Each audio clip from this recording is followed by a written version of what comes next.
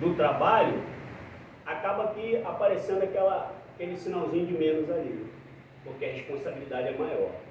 Aí vocês devem me dizer, mas então não há vantagem estar dentro do trabalho, é melhor estar fora. Não, porque é no trabalho que você vai conseguindo moldando essas situações. Como é que você molda o seu obsessor? Se moldando. Como é que você molda aqueles espíritos que lhe acompanham, que não são seus obsessores? A gente falou até sobre isso ontem, né? Que não são seus obsessores, mas que te acompanham, se moldando também.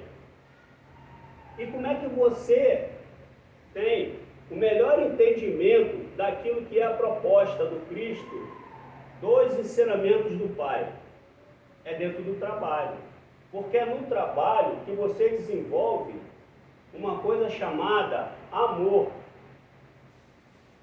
E o amor é que faz toda a diferença.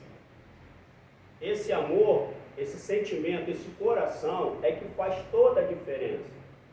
Porque você pode fazer uma panela de comida, vamos dizer assim, com má vontade, e daquela panela todinha que você fez ali, você não consegue tirar um pires ali daquela comida. Porque você fez aquilo ali com má vontade. Mas você pode fazer ali um ovo frito com uma boa vontade e você tirar o melhor daquilo ali. Então, não se baseie pela quantidade de coisas que você faz com relação àquilo que verdadeiramente pode trazer benefício para o seu próximo e para você mesmo. Porque tem que ter o coração naquilo ali. Porque não adianta você chegar para o trabalho, você chega para o trabalho como aquele trabalho ali sendo uma coisa penosa. Eu vou lá porque eu tenho que ir, né? Eu já falei que vou. Não adianta. Aquilo tem que tocar o seu coração. Quando vai chegando o horário, você já tem que ter alguma coisa movimentando em você. Se você for indiferente, é porque o seu coração não está ali. Isso não são palavras minhas, tá? Isso são palavras daqueles que se debruçaram e se preocuparam de escrever os livros que estão até hoje dentro da doutrina. E tem muita coisa falando sobre isso. Agora também não adianta você ler um montão de livro se aquilo também não tocar seu coração.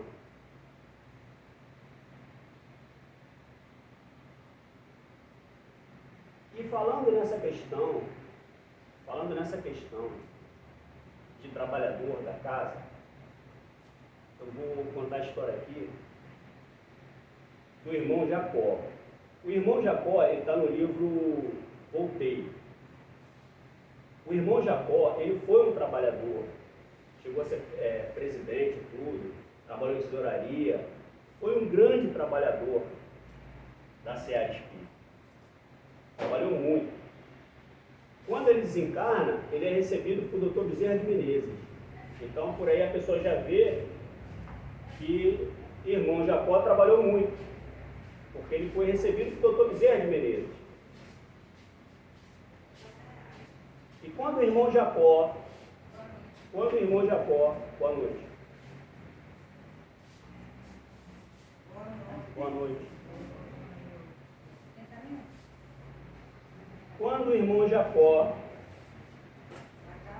está lá no plano espiritual, ele começa ali a querer ir direto para o trabalho. Ele quer chegar e já quer trabalhar. Só que os irmãos dizem para ele assim, não, calma, o senhor vai fazer o trabalho. Ele estava ambientado no trabalho, aqui no plano físico. Quando ele desencarna, ele chega lá achando que já vai começar no trabalho, por causa de toda a experiência que ele tinha aqui. O irmão Jacó, ele era também um doutrinador. Ele era um doutrinador. Então ele tinha um trabalho muito grande e forte dentro da Seara Espírita.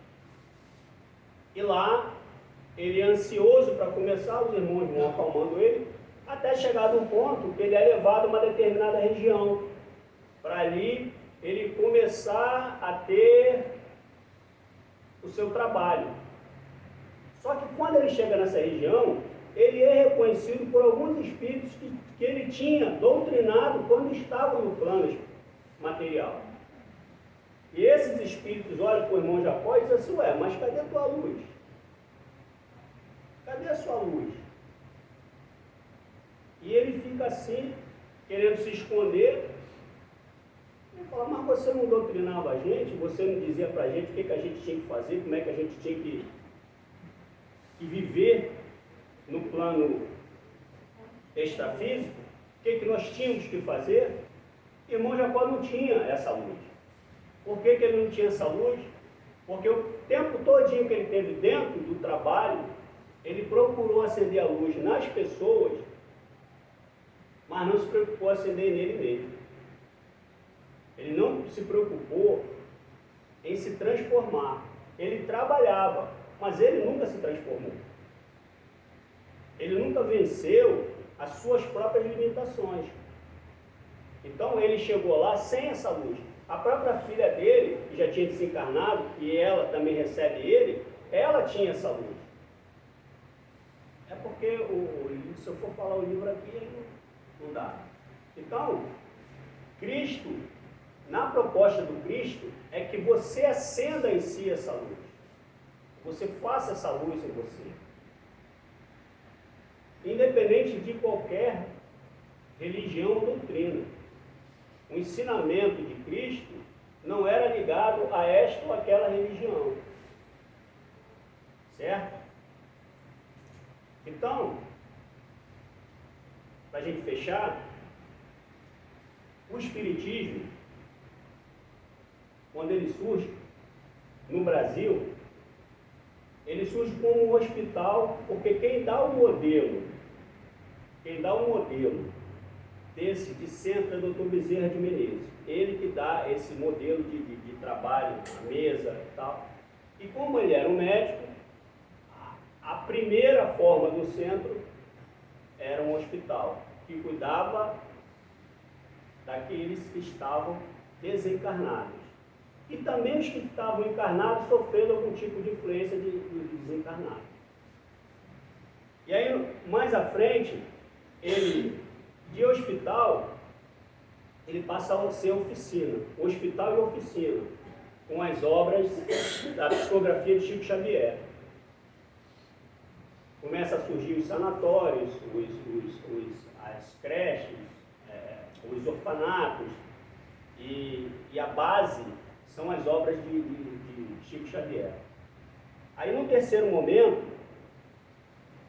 eles voltam às obras da codificação, às obras de Kardec, e ele passa a ser um educandário. E agora, já no quarto momento, sendo assim, e permanecendo hospital, permanecendo oficina, permanecendo educandário, e no quarto momento, com as obras, se não me engano, são 16, de Joana de Ângeles, na psicografia de Valdo Franco, já é voltado para uma questão psicológica, do eu. Então, antes, você estava numa janela, olhando aquilo que acontecia no plano espiritual. Agora você estava diante de um espelho, porque nas obras de Joana de Ângeles, ela começa a mostrar a você o que você deve fazer para acender essa luz que lá atrás o Cristo ensinou a nós. Então, Joana, nas obras de Valdo, ela se preocupa. É o comercial, tá? Passou o comercial, agora voltamos. Estamos ao vivo. Então, ela se preocupa com você se entender, você acender essa luz. Vocês estão conseguindo entender o que eu estou falando? Que o que aconteceu com o irmão Jacó, o que Cristo dizia lá atrás, e que Joana de Ângeles veio. Eu, quando vi isso, eu achei fabuloso. E o que a gente mais vê hoje aí? não são problemas de ordem psicológica? Não é isso? Então, essa doutrina, ela nos dá todo essa bagagem, para que você possa entender o que acontece do outro lado, o que acontece antes do nascimento, o que acontece após a morte, o que acontece nessa interação plano físico, plano extrafísico, e o que acontece também no emocional. E fora que tem toda uma literatura para você esclarecer, para você compreender essas questões, essas relações. Então, meus irmãos,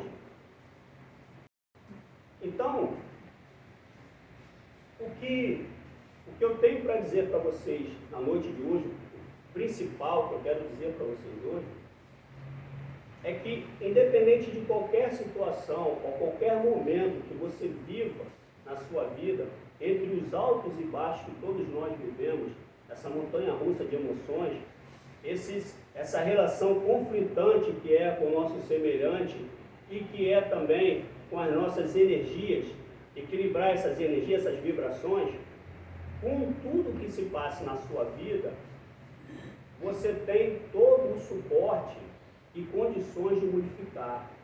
Você só não consegue modificar a hora que você desiste. Se você desistir, aí não tem mais como.